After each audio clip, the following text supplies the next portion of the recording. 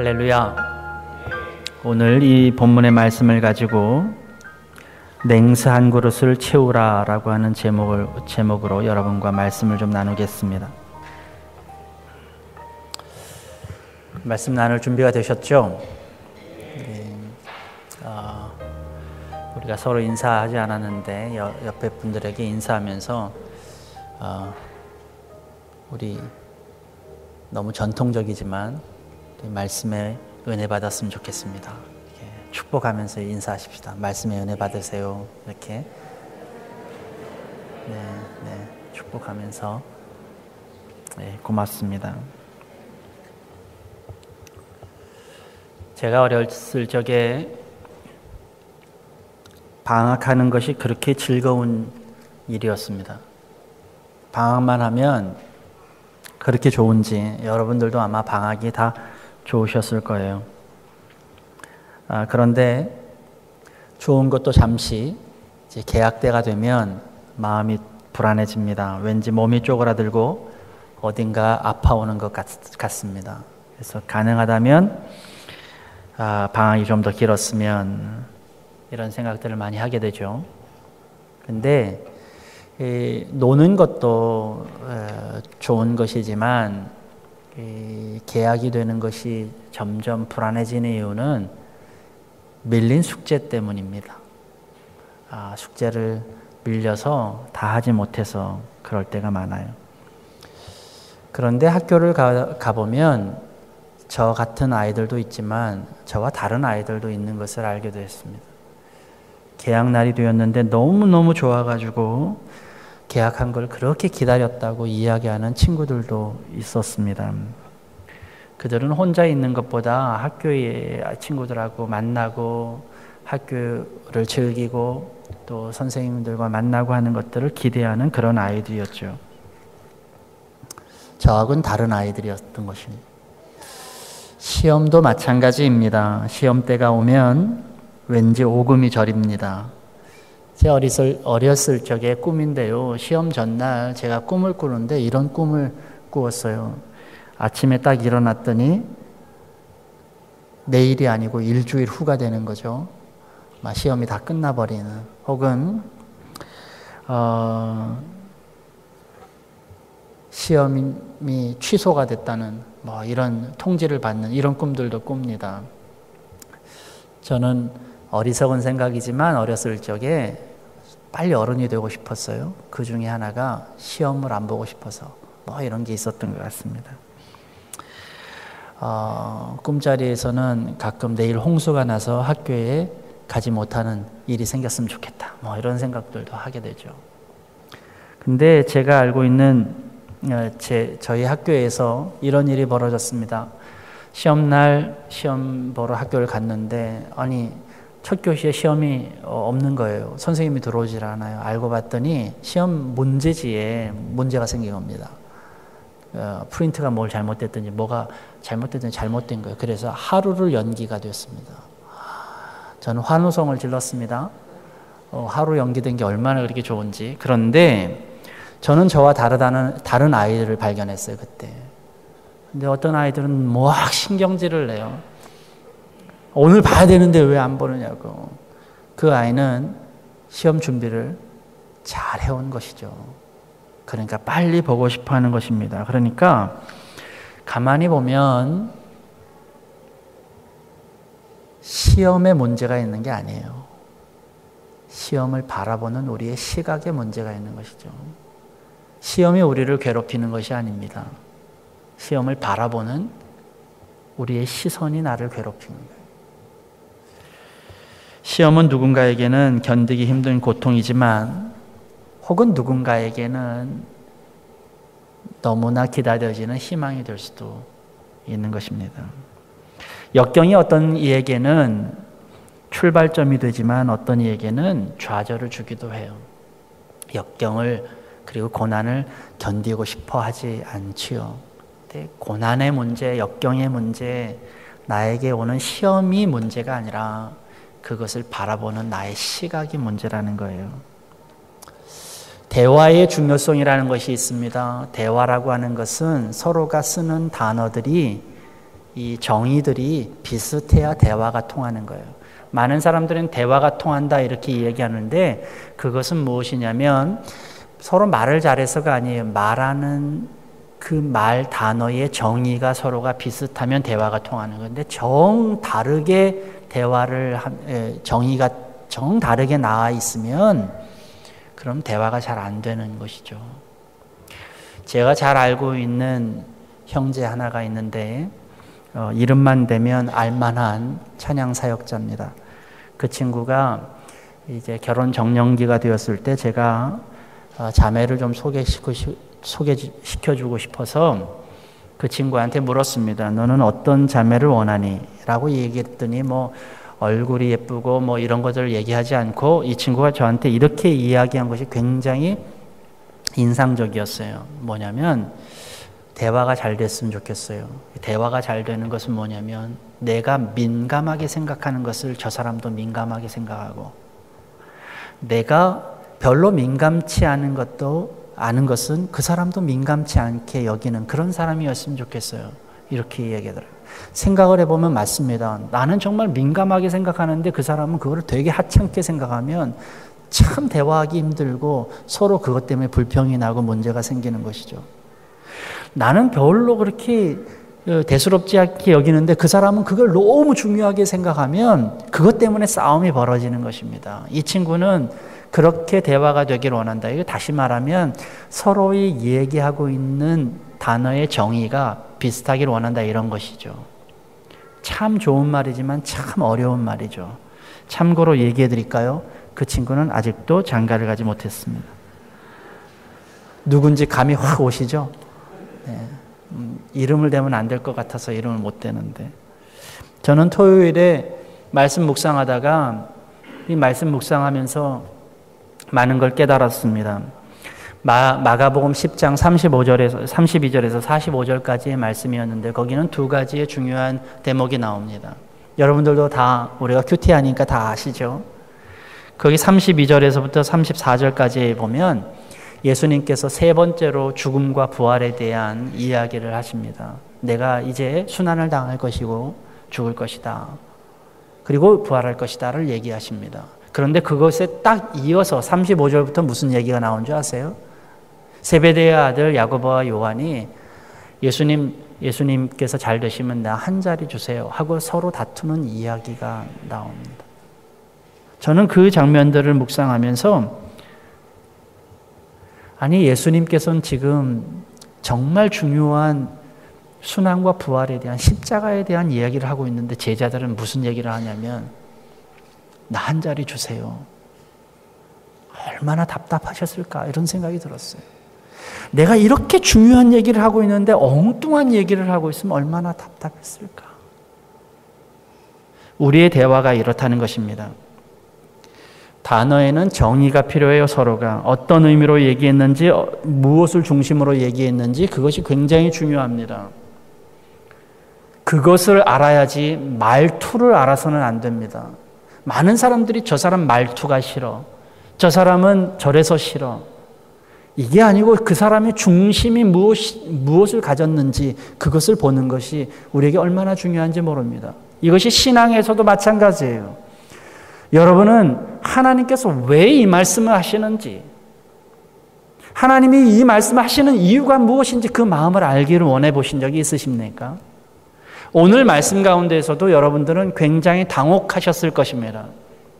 예수님께서 말씀하시기를 나는 너에게 평화를 주러 온 것이 아니라 칼을 주러 왔다라고 얘기하셨을 때 여러분들은 이 말씀을 듣고 싶지 않을 것입니다. 왜냐하면 도대체 어울리지 않는 말씀이기 때문입니다.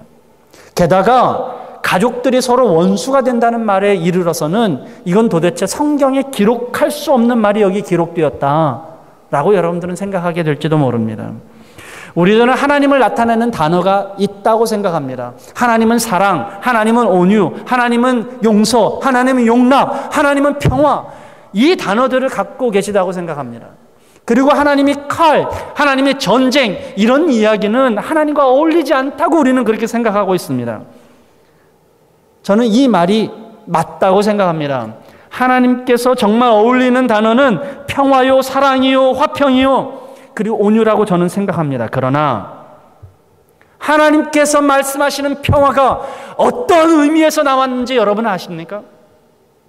여러분이 알고 있는 평화와 하나님이 알고 있는 평화가 완전히 다르다고 하는 사실을 여러분 알고 계십니까? 한 예를 들어보겠습니다. 예수님께서 우리에게 이렇게 얘기하십니다. 원수를 사랑하라. 하나님은 우리에게 그렇게 말씀하셨습니다. 내가 정말로 허락하고 싶지 않은, 만나고 싶지 않은 사람에게 가서 화평을 청하라. 손을 내밀라. 그리고 그와 용서를 하고 그와 사랑을 나누라 라고 얘기하시는 것, 그것이 하나님에게서의 평화입니다. 근데 여러분에게는요, 원수하고 이야기하고 원수하고 평화를 나누는 것만큼 내 폐부를 찌르는 칼이 있습니까? 내가 하고 싶지 않은 일을 하려고 하는 것, 이것만큼 아픔이 있습니까? 우리는요, 하나님이 내가 가능한 평안만 나에게 요구하시기를 원하세요. 우리는 그렇게 신앙생활을 합니다. 여러분, 가족들도 마찬가지입니다. 제가 이런 설교를 드린 적이 있죠. 다른 것은 내가 다 선택할 수 있습니다. 그러나 부모는 내가 선택할 수 없어요. 여러분이 형제를 여러분이 선택할 수 있습니까? 우리 효정 전도사님하고 진영 형제하고 있는데, 제가 척 봐도 진영 형제하고 효정 전도사님은 굉장히 많이 달라요. 네. 효정 전도사님 좀 낫지?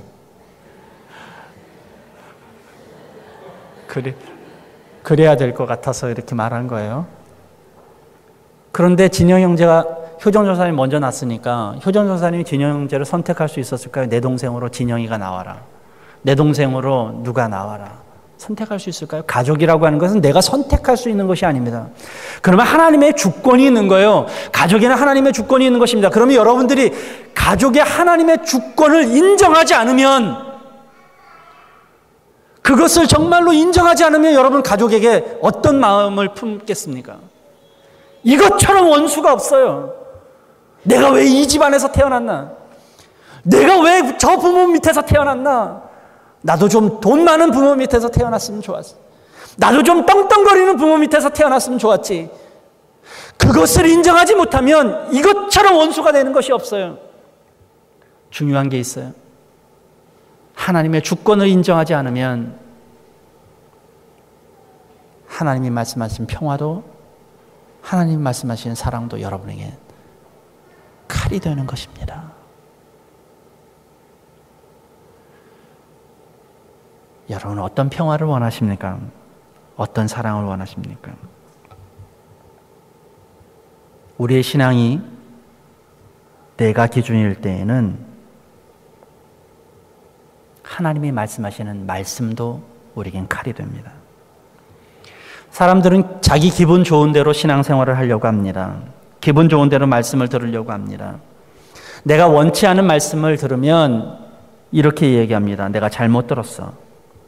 원치 않은 설교 말씀이 여러분에게 퍼지면 이렇게 이야기합니다. 저 목사님 오늘 컨디션이 안 좋은가 봐. 우리가 지금 하고 있는 신앙생활은 우리가 누리기를 원하는 신앙생활입니다. 내가 중심적인 신앙생활입니다. 그러나 분명한 사실은 하나님께서는 우리의 기분을 맞추셔서 말씀하시지 않는다는 것입니다. 그분은 그분의 하실 말씀을 하실 따름입니다. 그래서 우리는 그분이 어떤 마음을 품었는지 그 마음을 읽어야만 합니다. 그분의 마음을 읽는 것이 우리에게 신앙생활입니다. 그러나 많은 그리스도인들이 신앙생활이 내 기분을 위해서 하는 것인 줄 압니다. 제가 말씀 묵상을 하면서 홈페이지에 이렇게 적었습니다. 지난주에 우리 목사님과 이렇게 말씀을 나누다가 주어진 생각을 적었는데 이렇게 적었어요. 오늘날 그리스도인은 삶의 주인은 주님입니다 라고 쓰고 삶의 주인은 나라고 읽는다. 오늘날 그리스도인은 섬김 받고자 하면 섬기는 자가 되라 하고 쓰고 너는 섬김을 받아야 한다 라고 읽는다. 오늘날 그리스도인은 첫째가 되려면 꼴찌가 되라 하고 쓰고 무슨 일이 있어도 1등이 되라고 읽는다. 오늘날 그리스도인은 신앙생활은 하나님의 마음을 시원케 해드리는 것이라고 쓰고 신앙생활은 나의 필요와 소원을 이루는 것이라고 읽는다. 이게 오늘날 우리의 신앙생활입니다. 이 중심, 나 중심적인 신앙생활로는 하나님의 마음에 시원케 해드릴 수가 없어요. 나 중심적인 신앙생활로는 하나님 앞에 내가 냉수한 그릇이 될 수가 없습니다. 사랑하는 여러분, 왜 예수님께서 십자가를 지셨습니까? 아마도 이 말씀에는 우리를 위해서라고 하는 것, 이렇게 말씀하시는 것이 맞을 겁니다. 이 말씀은 맞습니다. 그러나 그 말은 맞지만 정답은 아닙니다. 예수님이 십자가를 지신 것은 그것이 하나님의 뜻이었기 때문입니다. 하나님이 원하시는 것이었기 때문입니다. 하나님이 원하시는 것을 예수님은 하셨고 하나님의 마음에 합한 행동을 하셨고 하나님을 기쁘시게 하셨기 때문에 하나님께서 기쁘신 하나님이 우리를 구원하신 것입니다. 왜 우리는 구원을 받아야만 합니까? 아마도 여러분들은 우리가 구원을 받아야 하는 이유를 천국 가기 위해서라고 알고 계실 것입니다. 이 말은 맞습니다. 그러나 맞지만 그 말은 정답은 아닙니다. 우리가 구원받아야 할 이유는 그것을 하나님께서 원하시기 때문이고 내가 구원받아야 할 것은 하나님이 계획하고 계신 일이기 때문에 우리는 구원받는 것입니다. 에베소서 2장 6절에서 7절까지의 말씀을 보면 우리가 구원받아야 하는 이유가 나와 있습니다. 제가 읽어보겠습니다. 에베소서 2장 6절에서 7절입니다.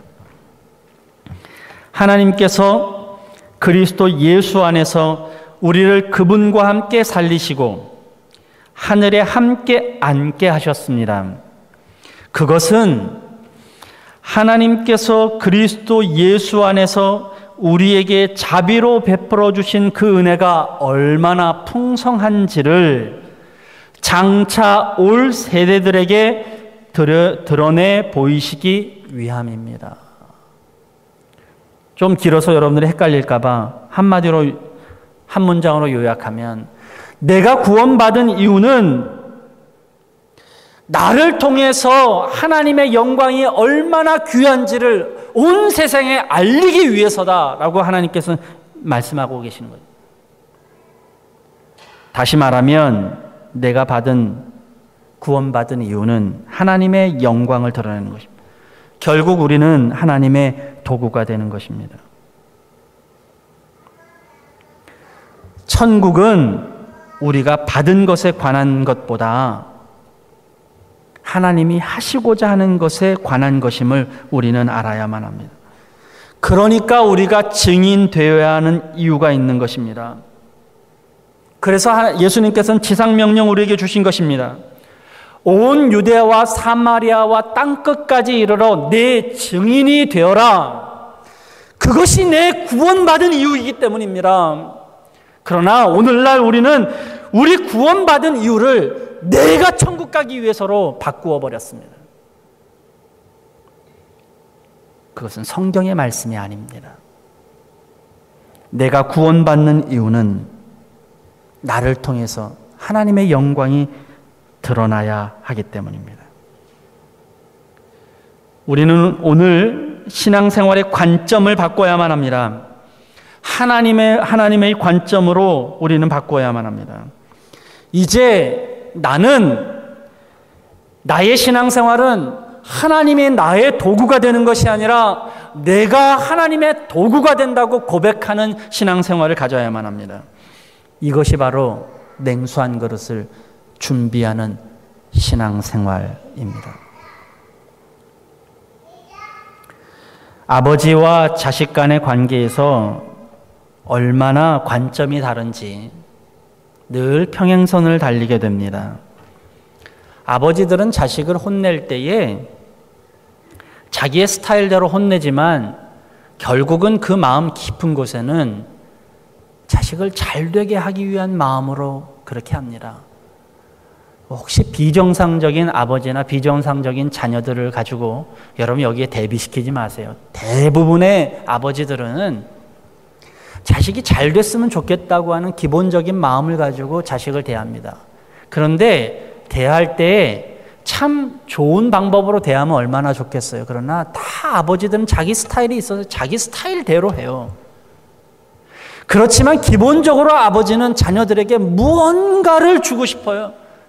끊임없이 무언가를 얘기하고 싶고 무언가 잘 되기를 바라는 마음으로 그 행동을 합니다. 그런데 그 행동을 보면서 자식이 아버지의 스타일을 탓하면서 아버지는 늘 나를 괴롭혀, 이렇게 받아들인다면 얼마나 답답하겠습니까?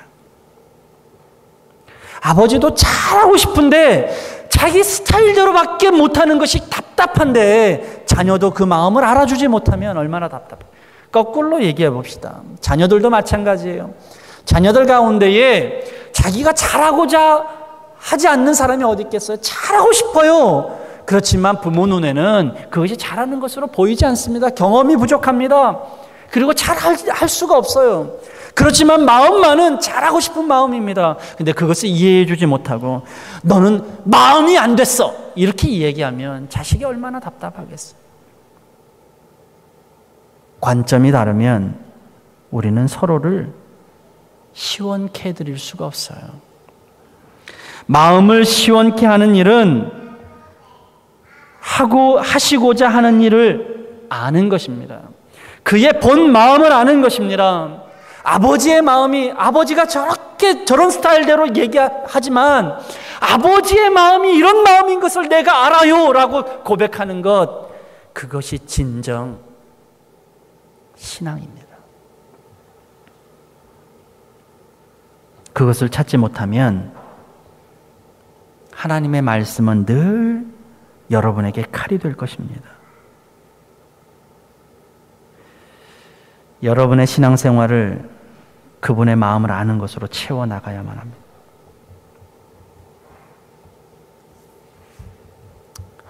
제 목회 경험 가운데 많은 아픔들이 있는데 그 아픔 가운데 한 가지는 어떤 자매에 대한 이야기입니다. 어려서부터 아는 그런 자매인데 그 자매를 위해서 열심히 기도하고, 근데 이 자매가 점점 신앙적으로 변모하고 변화되고 그렇게 되어가고 있었어요. 근데 제가 그 자매를 위해서 기도할 때마다 보면 그 자매에게 하나님께서 특별히 하시고자 하는 일들이 있으신 것 같아요. 그래서 그 자매에게 그렇게 이야기를 많이 했어요. 너 안에 있는 성공주의적인 욕심을 버려라. 너 안에 있는 높아지고자 하는 마음들을 버려라. 헌신해라. 하나님께서는 너에게 주신 달란트가 있는데 하나님 헌신하고 너에게 선교사가 되기를 원한다. 그 얘기를 제가 그 자매를 만날 때마다 얘기를 해줬어요. 점점 그 자매의 표정이 어두워집니다. 점점 교회를 빠지게 되고 결국은 교회를 떠나버렸습니다. 그 말씀의 은혜가 아니라 칼이 되었기 때문입니다. 하나님의 마음을 이해하지 못하면 여러분들은 말씀을 들을 때마다 그것이 칼이 돼요. 칼. 기분 좋을 때는 괜찮은데 내가 기분이 나쁘면 그게 칼이 되어서 옵니다. 내 기분대로 신앙생활을 하기 때문입니다. 뭔가 드러내고자 하는 자들에게 버리라고 얘기하는 것은 칼입니다. 뭔가 자기가 과시하고 싶은데 그것을 하지 못하게 하면 그들에게는 그게 칼이 되어버립니다. 결국은 그들은 하나님의 은혜를 떠나버립니다. 여러분, 그게 신앙생활이 아닙니다. 신앙생활은 나를 벗어버리고 하나님 중심이 되는 것입니다. 사랑하는 여러분, 저는 기독교를 종교라고 이야기하는 것을 거부합니다. 우리가 믿고 있는 이 기독교는 종교가 아닙니다. 왜냐하면 종교라고 하는 이야기는 근본부터 한마디로 말하면 나의 문제를 해결하기 위해서 전능하신 신의 도움을 요청하는 것, 그게 종교이기 때문입니다. 무엇이 다른 줄 아십니까? 종교의 기본적인 문제는 그 중심이 나입니다. 나를 위해서 신을 도구화 만드는 것입니다. 그러나 우리가 지금 믿고 있는 기독교는 중심이 내가 아니라 하나님이십니다. 진짜 교회의 근본적인 문제는 이단이 아닙니다. 교회의 근본적인 문제는 교회가 종교화되고 있다는 것입니다. 하나님의 말씀을 내 중심으로 받아들이는 것입니다. 하나님의 말씀은 내가 잘 되는 것으로 신앙생활을 내 중심적으로 하는 것이 그게 종교화되는 것입니다. 그러나 하나님은 오늘 우리에게 종교화를 원하시지 않습니다. 유대인들, 바리새인들, 예수님께서 그렇게 혼란하셨던 이유가 무엇이냐면 그들이 하나님을 종교화했기 때문입니다. 그러나 하나님은 오늘 종교화가 아니라 하나님 중심의 신앙으로 바꾸라고 우리에게 얘기하십니다. 다시 말하면 도구가 되라고. 혹시 여러분이 도구가 된다고 하는 말에 거부감이 있으십니까? 왜 우리가 그 도구와의 거부감을 갖게 되냐면 바로 내가 중심적이기 때문입니다. 내 중심으로 움직여야지 내가 왜 하나님의 도구가 돼? 근데 놀랍게도 여러분들은 다 도구화로 살아갑니다. 직장에서 여러분 도구로 사용되고 가정에서 여러분은 도구로 사용됩니다. 심지어는 직장에 들어갈 때 입사 원서도 내잖아요. 내가 도구가 되겠습니다라고 청하기도 하잖아요. 그러면서도 여러분들은 하나님 앞에서는 내가 도구화가 되기를 원치 않고 마치 인생은 나의 것이라고 생각합니다. 여러분, 전능하신 하나님 앞에 그분의 도구가 되는 것, 그것이 인생의 최고의 가치인 것을 여러분은 아셔야만 합니다. 오늘 저는 열왕기하 5장에 나와 있는 한 인물을 여러분에게 소개하면서 이 말씀을 마치려고 합니다.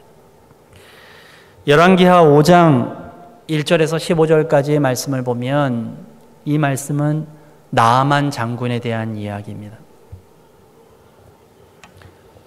그러나 우리가 잘 알고 있는 나아만 장군이 나병이 걸렸다가 낫게 되는 이 장면의 주인공은, 그 장면의 주인공은 나아만이 아닙니다.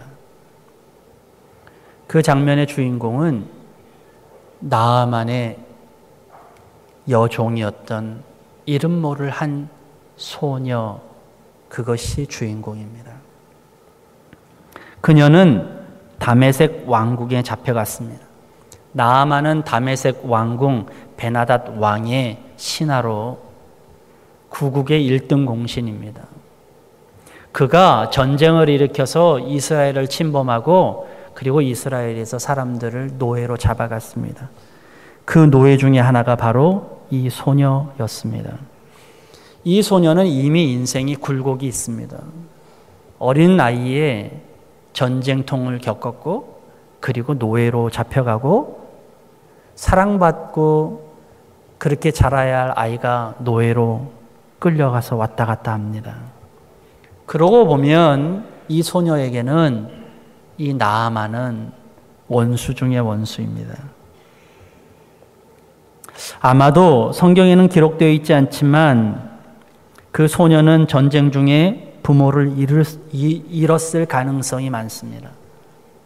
적어도 그 부모하고는 지금 같이 살지 않습니다. 생고아가 되었습니다. 이런 상황에 여러분들이 빠지면 여러분들은 어떤 생각을 하게 될까요? 그런데 마침 나아만이 나병에 걸렸습니다. 그리고 죽게 되었습니다. 또 이런 상황이 되면 여러분들은 어떤 생각을 하게 될까요? 억울하기도 했는데 나아만이 병에 걸렸어요. 내 원수가 병에 걸렸으면 아마 여러분들은 이렇게 말할 것입니다. 당신은 당연한 벌을 받은 거야 라고요. 인과 응보다 라고요. 나를 이렇게 했으면 당신도 그렇게 당해야지. 우리는 이중심적으로 살아갑니다. 근데 놀랍게도 성경은 이 소녀가 그렇게 말하지 아니하고 나아만에게 나을 수 있는 방법을 가르쳐 주는 것으로 기록되어 있습니다. 어찌 이런 일이 가능할까요? 그녀의 일생은 노예입니다. 그러나 그는 자신을 위해서 신앙생활을 한 것이 아니라 하나님의 영광을 위해서 신앙생활을 하는 사람이었습니다. 그러기에 그에게 용서가 가능합니다. 많은 사람들은 용서를 하고 싶어도 용서가 안 된다고 얘기합니다. 안 되는 이유가 있습니다. 삶의 중심이 나이기 때문입니다. 삶의 중심이 나인데 어떻게 나를 괴롭히는 사람이 용서가 되겠어요?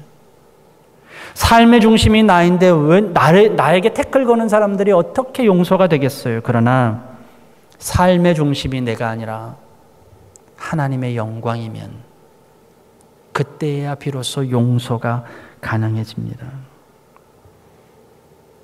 초대교회의 지도자 중에 스데반이라고 하는 사람이 있습니다. 그는 하나님의 능력이 출중한 사람이었습니다. 충만했습니다. 말씀을 전했습니다. 그 말씀 때문에 돌을 맞았습니다.